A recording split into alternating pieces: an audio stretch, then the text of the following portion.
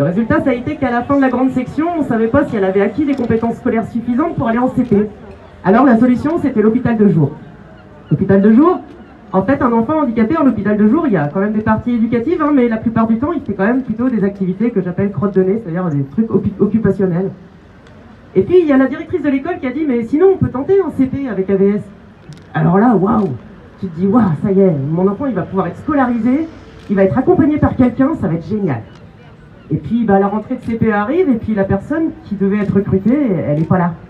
Alors du coup, tu regardes en tant que parent, tu te dis, bah, pourquoi elle n'est pas là, c'est bizarre. Et puis tu te rends compte qu'en fait, c'est pas si facile de recruter quelqu'un, parce que vu les conditions d'emploi, à l'époque, c'était AVS, c'était encore pire. Enfin bon, c'est pas tellement mieux, hein, mais bon.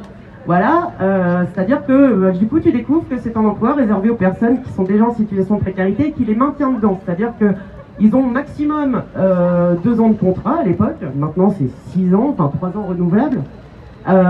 Maximum 24 heures, même si sur ta notification MDPH, toi en tant que parent, tu as 35. Et puis qu'ils ne cotisent pas au chômage et qu'ils n'ont pas le droit à la formation. Enfin voilà, donc c'est top. Du coup, voilà, tout le long de la scolarité de ma fille, on a croisé des trimestres sans AVS. Alors c'est génial, parce que du coup, ton enfant, il devient la bête noire de l'enseignant.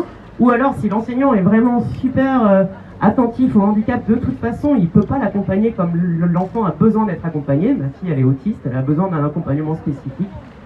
Et puis voilà, mais grâce à ces personnes-là qui lâchent pas l'affaire, qui viennent quand même sur ces contrats-là qui devraient être des vrais contrats, si on veut vraiment une politique d'intégration des personnes en situation de handicap, ça commence par l'éducation.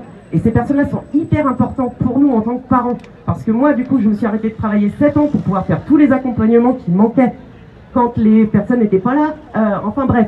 Donc du coup, voilà, tout ça pour dire que moi, ça se finit super bien. Hein. Ma fille, elle a son bac en poche. Elle a sa vie en poche. Grâce aux personnes qui m'ont accompagnée tout le long de sa scolarité, AVS puis AESH. Je remercie vraiment ces personnes. Hein.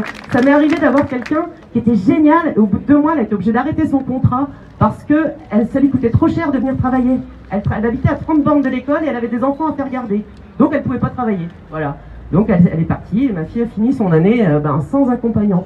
Juste parce qu'on n'en fait pas un véritable emploi. Donc nous, les parents d'enfants handicapés, je peux dire nous parce que je suis sûre qu'on est tous d'accord, on veut que ce métier-là soit un vrai métier avec des personnes qui ont une vraie formation, qui peuvent envisager ce métier-là qui est génial dans la continuité, se dire qu'ils vont faire carrière là-dedans, qui vont accompagner des enfants, qui vont sauver des vies, franchement. Voilà.